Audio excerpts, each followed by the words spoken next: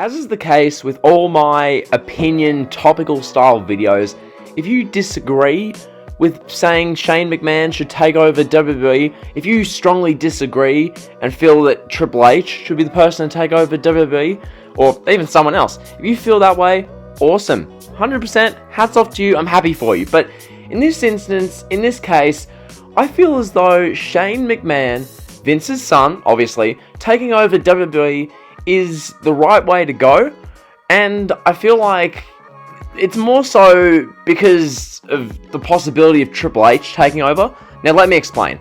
Triple H has proven to us over the course of the past, what are we saying, 6 odd years, since about 2014. Ever since then, Triple H has run NXT primarily. It hasn't been as much of a Dusty influence product. It's been Triple H's NXT product.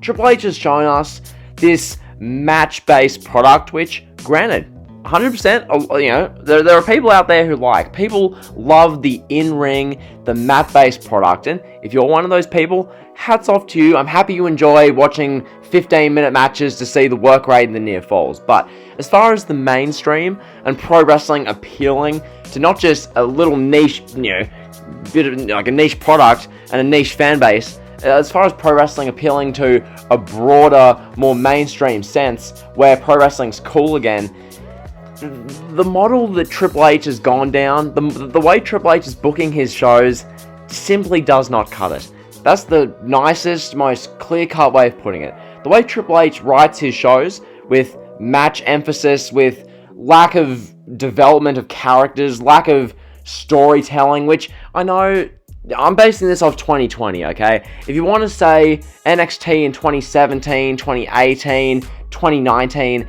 had the long-term storytelling, the characters, personally, I'd agree with that. I think Triple H and what he did with NXT in 2017, 2018, 2019 was excellent. I think Triple H in those 3 years, he managed to incorporate long-term storytelling with, playing off to your target audience, your niche audience, with the matches, but not too many of them. It wasn't overkill with long matches because of the 1 hour format.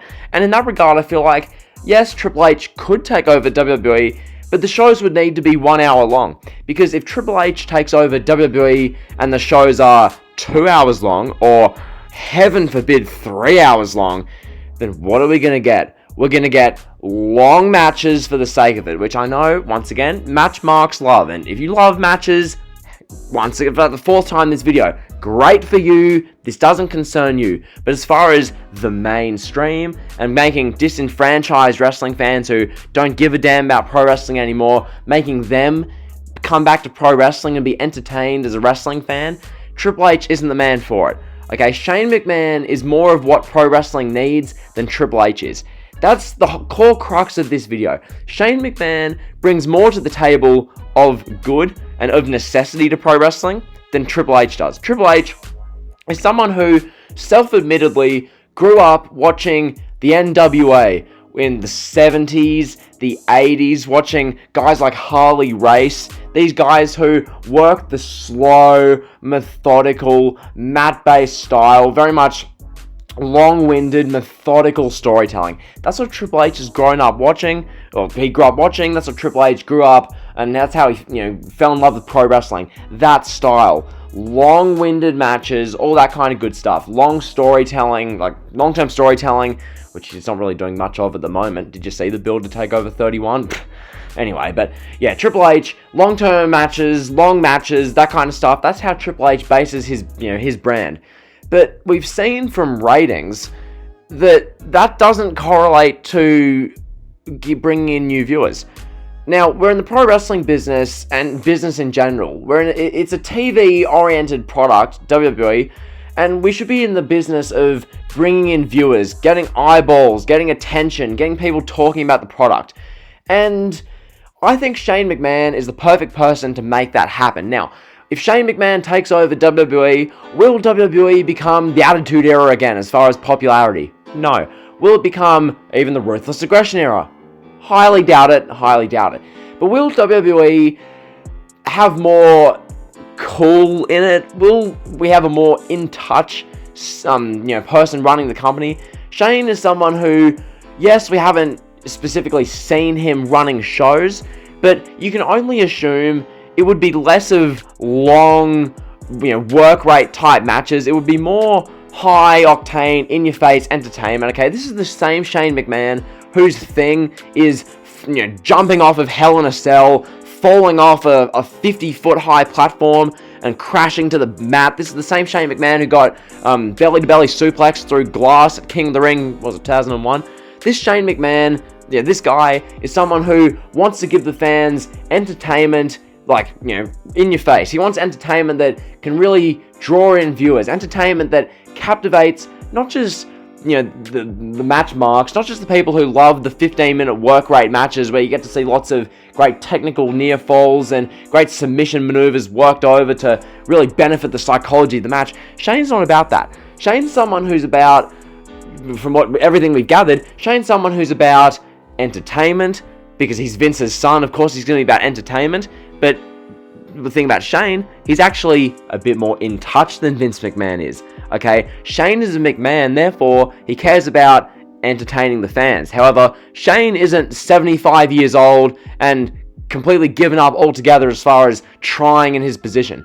Shane isn't someone who has been at the mountaintop of pro wrestling, been the almighty, the high, almighty, powerful man in pro wrestling for 40 years, and now he's given up because he looks at his bank account and he sees no reason to care. Shane's someone who would have something to prove if he took over. Shane's someone who hasn't had the 6 to 8 years of experience running NXT, running a product of his own. Okay, Shane's someone who would want, you'd assume you'd want, Shane is someone who'd want to bring in viewers. He'd want to turn pro wrestling from where it is now into something that means something. Now, I look at SmackDown in 2016. Yes, Shane McMahon didn't write that product. I get Ryan Ward was a part of that, Road Dogg was a part of that creative and all that kind of good stuff. But was it Ryan Ward, Brian Ward? If you know who I'm talking about, you know what I'm talking about.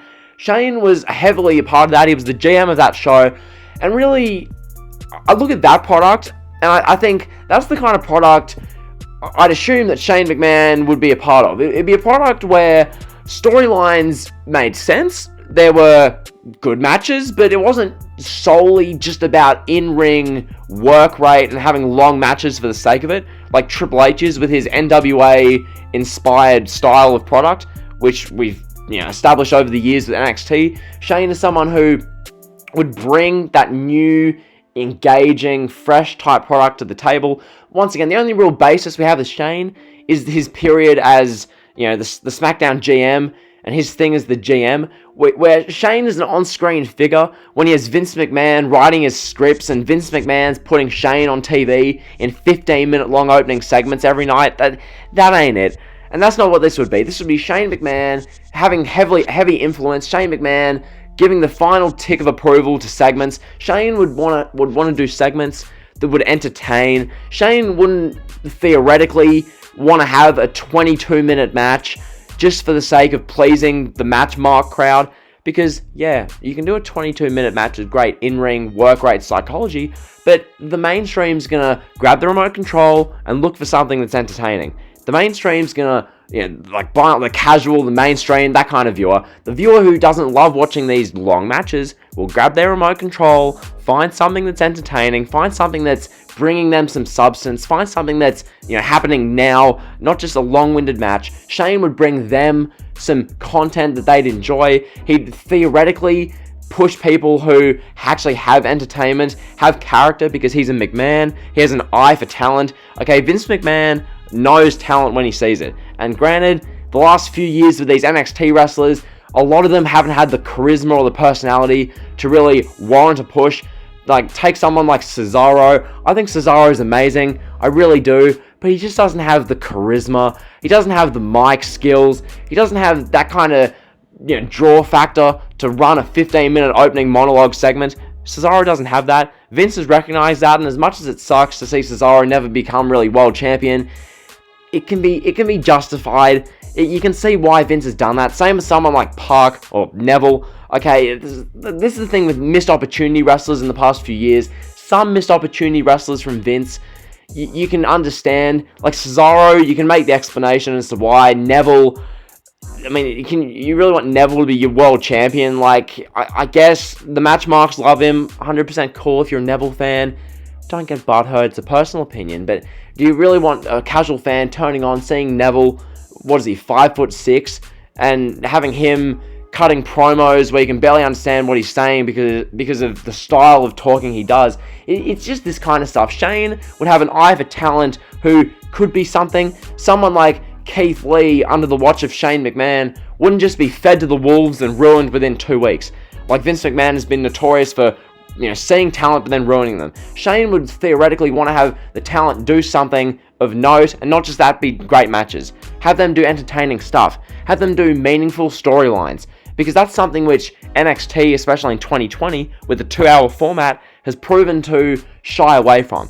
NXT in 2020, it's been bipolar to NXT of 2017 through 2019. The NXT of 2020 no longer relies upon the storytelling, which was, that was the main crux of NXT in 2017 through 2019. That storytelling, which epitomized the 1-hour show, is no more, because 2-hour shows mean another hour. Therefore, how do you kill another hour?